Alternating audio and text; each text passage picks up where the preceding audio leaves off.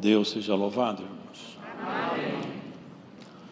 Só para contextualizar, a internet é um conjunto de redes interligadas que abarca...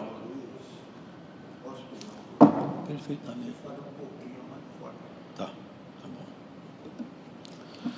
O irmão está pedindo para me falar mais forte. A internet, irmãos, é um conjunto interligado de redes que abarca todo o globo terrestre.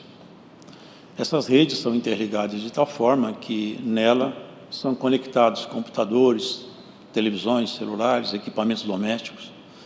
Enfim, esse ambiente aí, esse espaço, que ele é interligado por fibra ótica, transmissões de rádio, aí acontecem, então, os chamados espaços virtuais.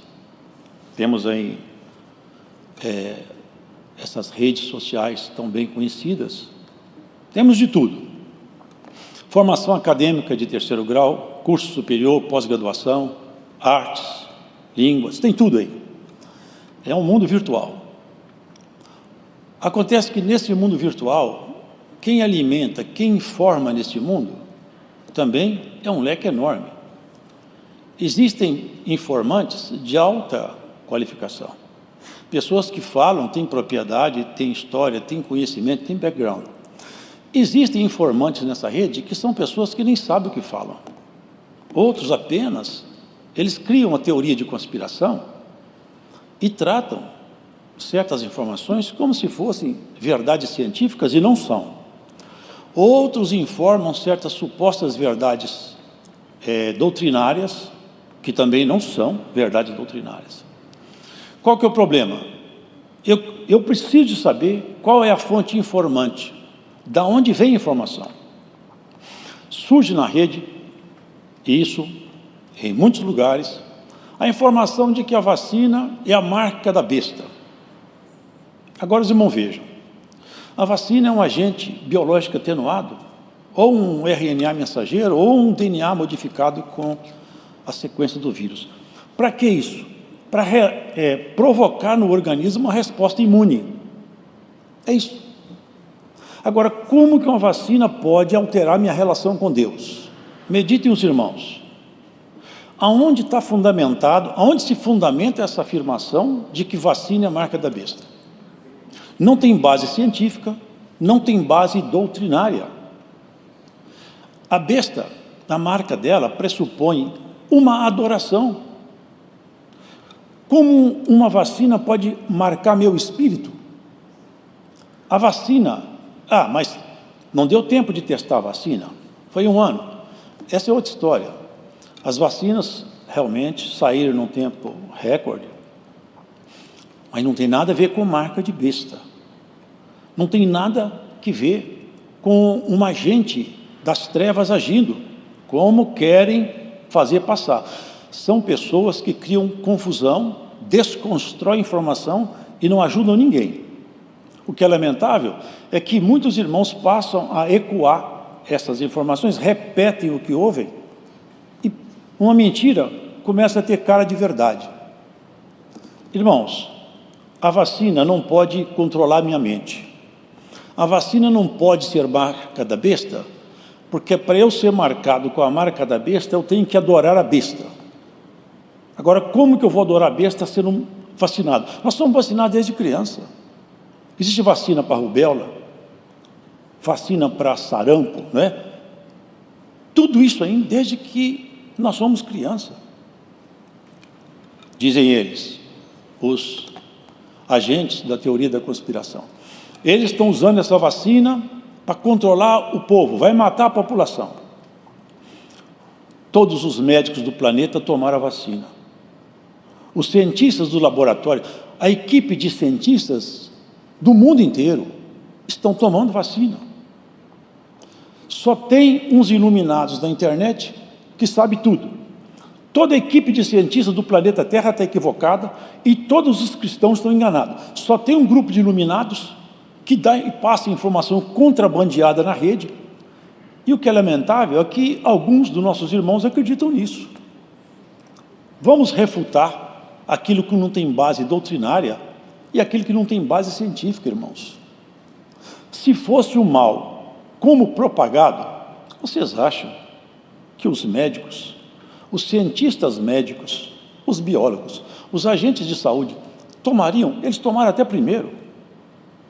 Porque, obviamente, essa questão, na época, não me lembro se era varíola, eu me lembro que eu já li, no passado surgiu uma teoria de conspiração também com uma dessas vacinas. Porque tem pessoas que têm prazer de criar um desconforto social, desinformar. Vocês podem ver, a mídia, quando você lê alguma coisa, procure saber qual é a fonte. Porque ali todo mundo põe o que pensa e o que quer. Mas a fonte vai me dar qual a credibilidade da informação. Então, o alerta é esse, irmãos. Não se deixem levar por informações sem base científica e completamente desfocada da doutrina de Cristo. Certo, irmãos? Resumidamente é isso. Deus seja louvado. Amém.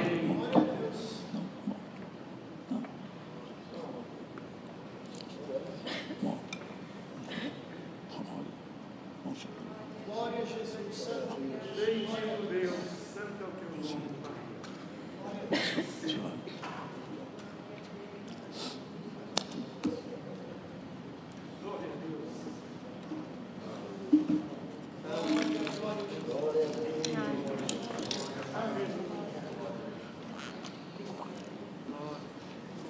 Não, Cláudio.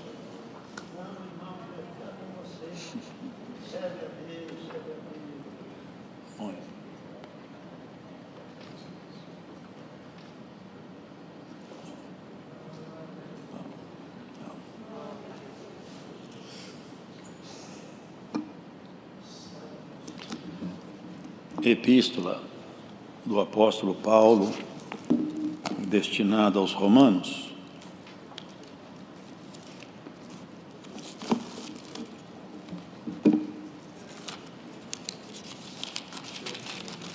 No capítulo de número 5 da Epístola do apóstolo Paulo aos Romanos, a justificação pela fé e paz com Deus.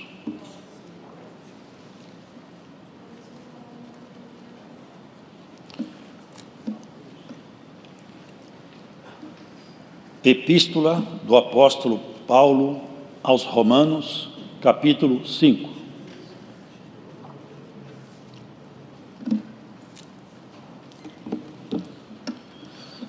Sendo, pois, justificados pela fé, temos paz com Deus por nosso Senhor Jesus Cristo, pelo qual também temos entrada pela fé esta graça, na qual estamos firmes e nos gloriamos na esperança da glória de Deus. E não somente isto, mas também nos gloriamos nas tribulações, sabendo que a tribulação produz a paciência. E a paciência a esperança, a paciência a experiência, e a experiência a esperança. E a esperança não traz confusão, porquanto o amor de Deus está derramado em nossos corações pelo Espírito Santo que nos foi dado. Porque Cristo, estando nós ainda fracos, morreu a seu tempo pelos ímpios, porque apenas alguém morrerá por um justo. Pois poderá ser que, pelo bom, alguém ouse morrer. Mas Deus prova o seu amor para conosco em que Cristo morreu por nós, sendo nós ainda pecadores. Logo, muito mais agora, sendo justificados pelo seu sangue, seremos por ele salvos da ira. Porque se nós, sendo inimigos, fomos reconciliados com Deus pela morte de seu Filho, muito mais, estando já reconciliados, seremos salvos pela sua vida. E não somente isto, mas também nos gloriamos em Deus por nosso Senhor Jesus Cristo, pelo qual agora alcançamos a reconciliação. Pelo que, como por um homem entrou o pecado no mundo, e pelo pecado a morte, assim também a morte passou a todos os homens, por isso que todos pecaram. Porque até a lei estava o pecado no mundo, mas o pecado não é imputado, não havendo lei. No entanto, a morte reinou desde Adão até Moisés, até sobre aqueles que não pecaram à semelhança da transgressão de Adão, o qual, é a figura daquele que havia de vir. Mas não é assim o dom gratuito como a ofensa. Porque se pela ofensa de um morreram muitos, muito mais a graça de Deus e o dom pela graça, que é de um só homem, Jesus Cristo, abundou sobre muitos. E não foi assim o dom como a ofensa, por um só que pecou, porque o juízo veio de uma só ofensa, na verdade, para a condenação. Mas o dom gratuito veio de muitas ofensas para a justificação. Porque, se pela ofensa de um só a morte reinou por este, muito mais os que receberam a abundância da graça e do dom da justiça reinarão em vida por um só, Jesus Cristo.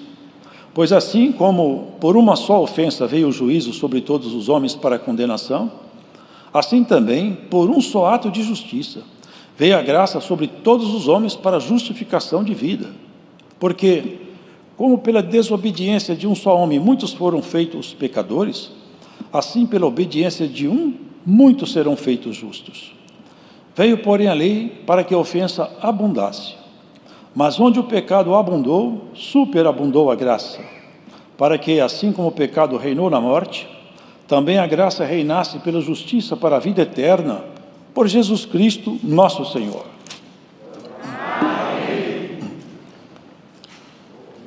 Aqui, irmãos, existe uma verdade doutrinária profunda e muito bonita. A justificação pela fé.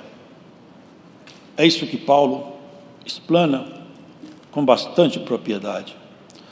Sendo, pois, justificados pela fé, temos paz com Deus por nosso Senhor Jesus Cristo.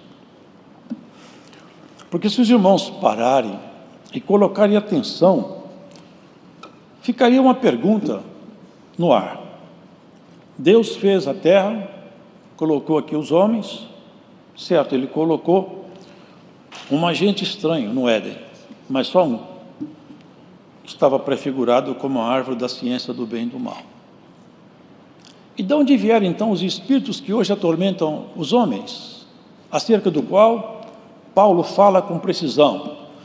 Os espíritos dos ares, potestades, quer dizer, exércitos que andam na atmosfera terrestre e andam por todo o planeta, atormentando, fazendo com que as pessoas se sintam mal. O Senhor Jesus, algumas vezes, expeliu esses espíritos, os quais bradavam e confessavam a sua divindade. Como começou isso? Aqui tem a informação do começo e da solução.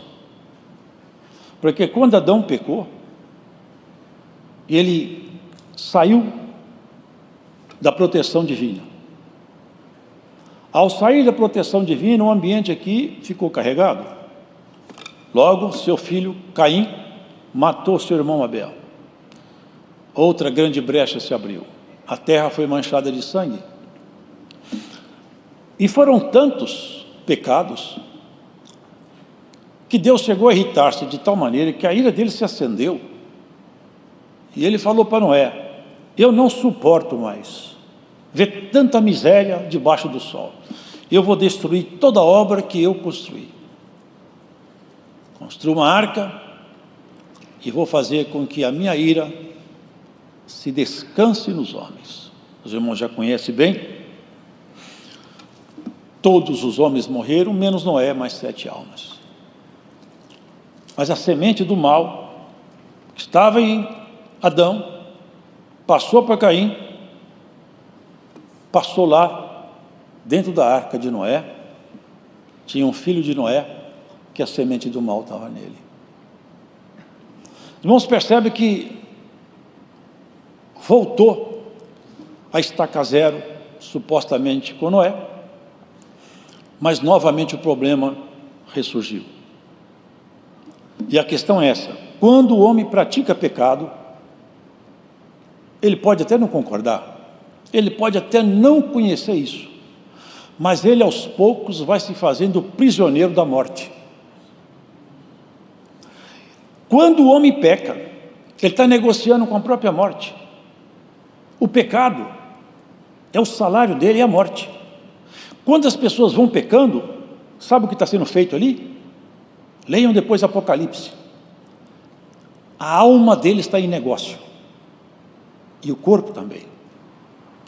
Lá no Apocalipse fala assim: ai daquela grande cidade, porque ela caiu. Os mercadores da terra lamentam sobre essa grande cidade, que mercadejava mercadorias de ouro, de prata, cinnamon, mirra. E lá na frente fala assim: e mercadorias, e fala, e corpos de homens e almas. Essa grande cidade, chamada espiritualmente Babilônia, que é esse sistema mundial sobre o qual reinam os espíritos dos ares. Aqui, a prática do pecado é algo tenebroso demais e que, lamentavelmente, as pessoas não percebem o que se passa. Paulo, numa das cartas, não me lembro qual, ele fala assim: fomos vendidos sob o pecado. Porque na medida que a pessoa peca e não se arrepende e não muda seus hábitos e não retrata-se com Deus, a força das trevas vai adquirir autoridade sobre aquela pessoa, até o ponto que ela se carrega de tanta iniquidade, que se ela morrer e tombar naquele jeito, ela não se levanta do lado do Senhor. Por quê? Porque a sua alma foi negociada. O preço do pecado é a morte.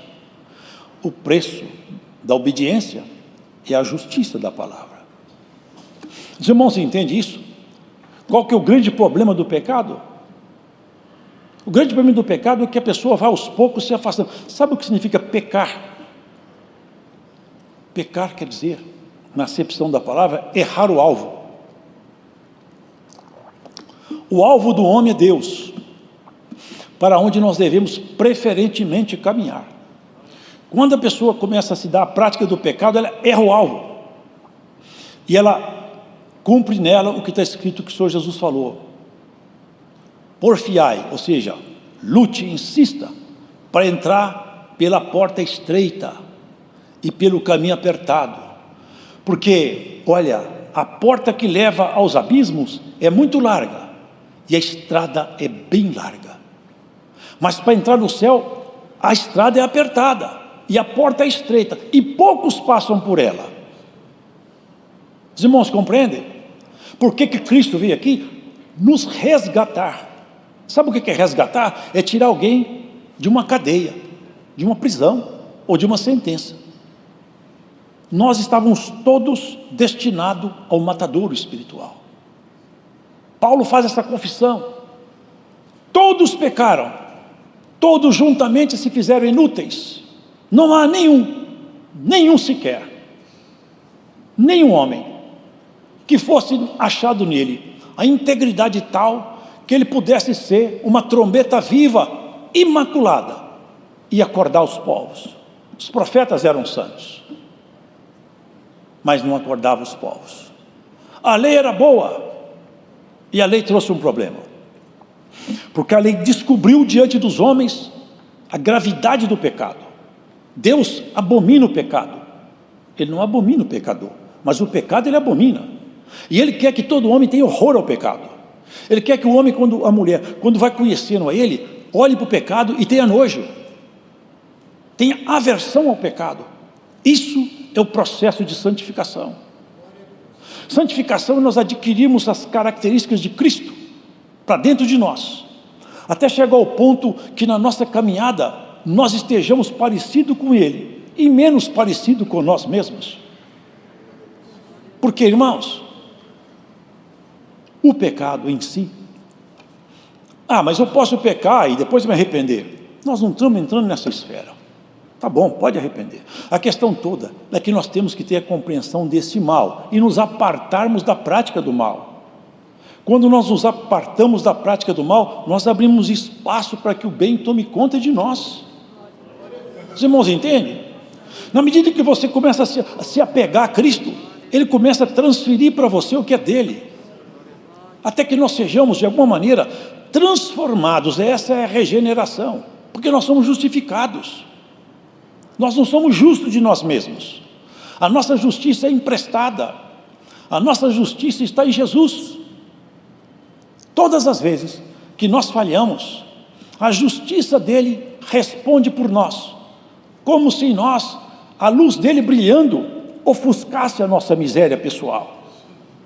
E se nós conseguirmos colocar em nós o que é dele, vai chegar um ponto que as nossas misérias vão nos deixando. As veredas do justo são, sabe como que está escrito? São como a luz da aurora, que vão brilhando mais e mais até se tornar dia perfeito. A irmã não quer, o irmão não quer ser um dia perfeito, arrancar de você todos os pontos que te fazem sentir menor, de alguma maneira acusado. Cristo te abre uma perspectiva de conhecer a graça na profundidade da justificação. É de você poder entrar dentro do santuário da oração e sentir, como foi falado aqui, a virtude do Espírito Santo ser ministrada em você. Você sentir a alegria de estar vivo. É quando você orar, você sai da oração, você está aliviado. Deus passou por mim com sua virtude. Eu sinto o Senhor em mim. É isso que é a graça. Eu vejo aí a teologia de alguns falando, graça é perdão imerecido. É uma tradução de dicionário. Graça é o poder de Deus operando dentro de nós. Graça é o Espírito de Deus vive em você, te agitando, te arrancando da mão do pecado, é te empurrando na direção do céu, é te fazendo orar pelo seu irmão, pela sua irmã, é levantar de madrugada, orar para um ministério, para sua filha, para o seu filho, para o seu vizinho, é gritar socorro, aonde tem poder, aonde tem resposta. Glórias a Jesus Cristo. Oxalá que essa palavra desperte alguém hoje aqui, e remotamente aonde você esteja. Nós somos chamados para ser santo. O homem muito sábio pode ser o homem mais iluminado do mundo. Irmãos, não basta. Nós temos que ser santo. Nós temos que ter a mão limpa, o coração puro. Foi para isso que Cristo morreu, para te transformar. Quantas vezes você não sabe? Quantas vezes o inimigo ficou envergonhado, o Senhor esfregou o seu testemunho na cara dele, passou tudo isso e continua gostando de mim, porque ele gosta de mim, ela gosta de mim.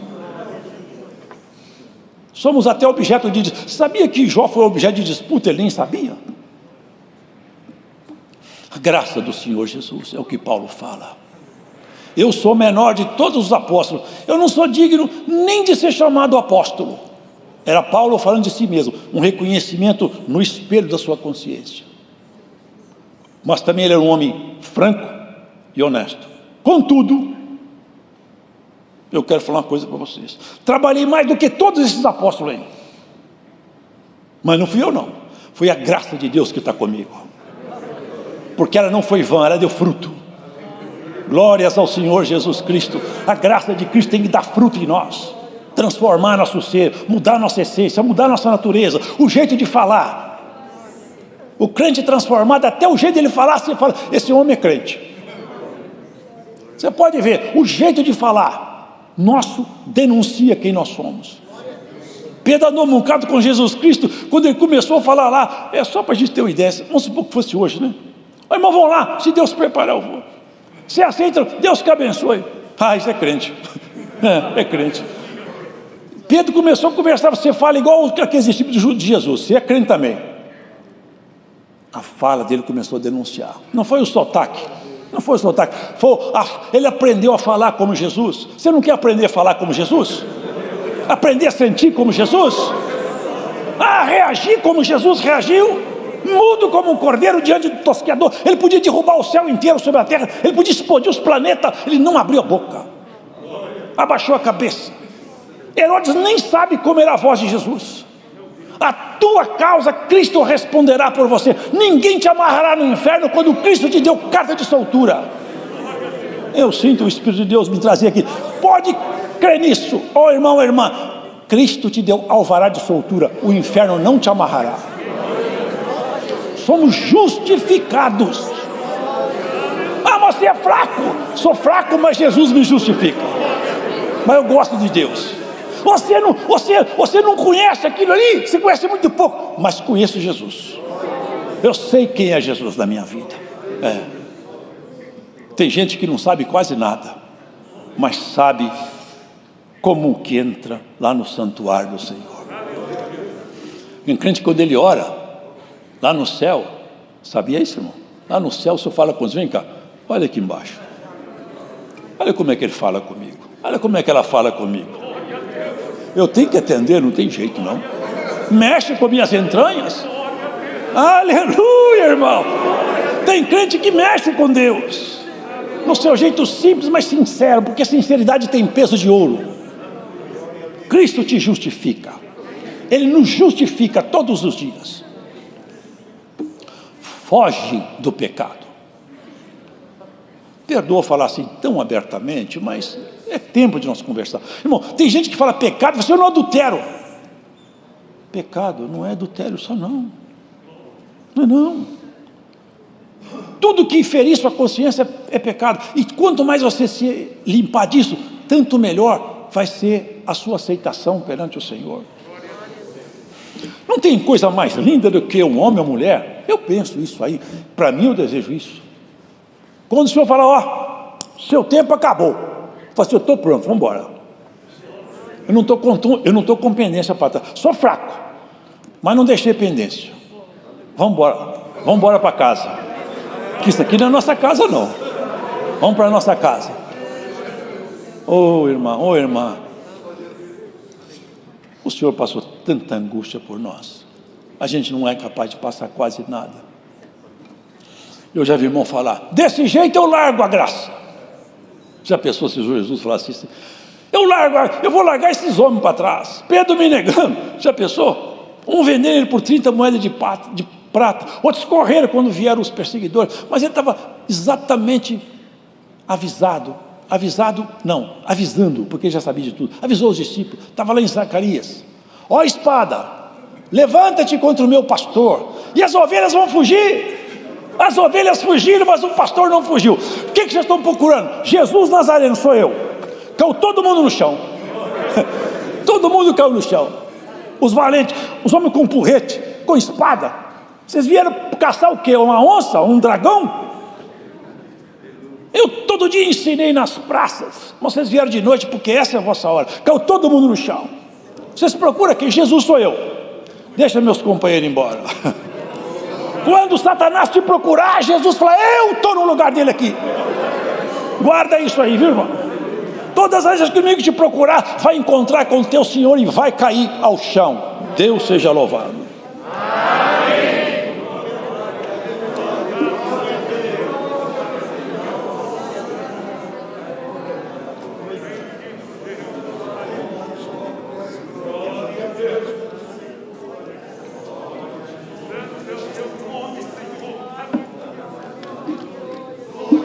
Glória a Deus.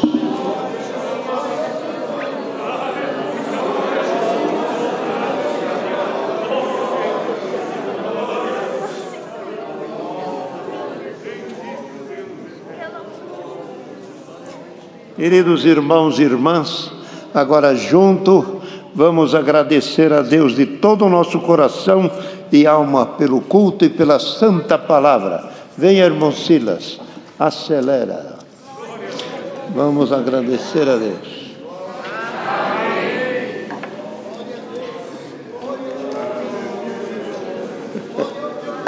Glória a Jesus. Aleluia, Santo Deus.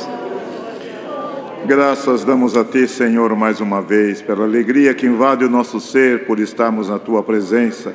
Lugar precioso que na terra não há, mas na comunhão do Espírito sentimos o céu se abrir e Tu fazer-se presente em cada um de nós. E nesse culto maravilhoso, a gratidão elevamos a Ti, pois desde o princípio, Senhor, dando ao Teu servo a presidência com luz e cuidado, vimos o Teu Espírito sobre nós descer. Louvamos-Te com hinos, ó Senhor, nossa boca se abriu em glória, aleluia. Elevamos a Ti o nosso clamor, a nossa oração, e sentimos o Teu aceite, ó Senhor eterno. Graças Te damos pelos irmãos presentes, irmãs. Não somos muitos aqui, mas no mundo se multiplicamos a mesma comunhão de fé. Centenas de milhares estão agora dando glória por tudo que tu nos tem enviado. Senhor Deus, graças te damos por aqueles que te louvaram com instrumento, pelos irmãos que deram o apoio necessário para ser transmitido este culto, outros na entrada, Senhor, vigiando para que aqui houvesse também cuidado concernente, Senhor, a ciência, que estamos aqui seguindo os protocolos. Graças te damos, ó Senhor, porque ansiosos estávamos, aguardamos, e mais uma vez tu mandaste-nos o conselho da tua palavra, que nos mandou o Senhor com paz e alegria, e sentimos em Cristo Jesus a nossa justificação. Gratidão te damos por tudo, pela riqueza que sobre nós desceu. Sairemos aqui dando glória, aleluia, remoendo cada momento que aqui estivemos. Sabemos que estivemos banqueteando, Senhor, a comida de um rei, não de um rei terreno, mas de um rei que veio dos céus. Gratidão te damos por tudo, por Jesus Cristo, teu Filho amado. Bendito seja Ele contigo na glória eternamente. Amém. Glória. Glória ao teu nome. Glória ao teu nome. Deus seja louvado. Vamos cantar juntos o hino 232. Glória ao teu nome.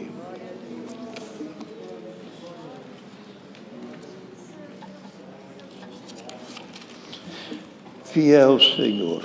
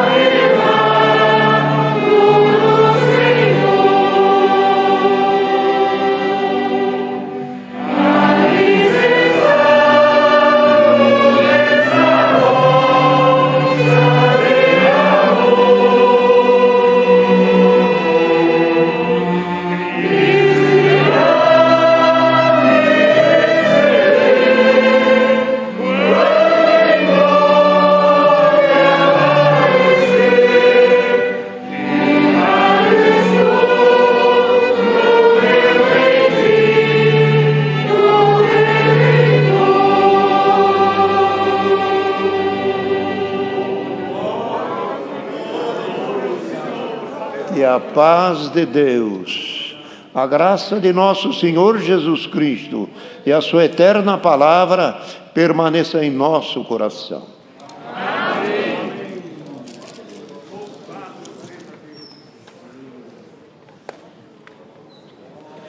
Hino da despedida 334, 334.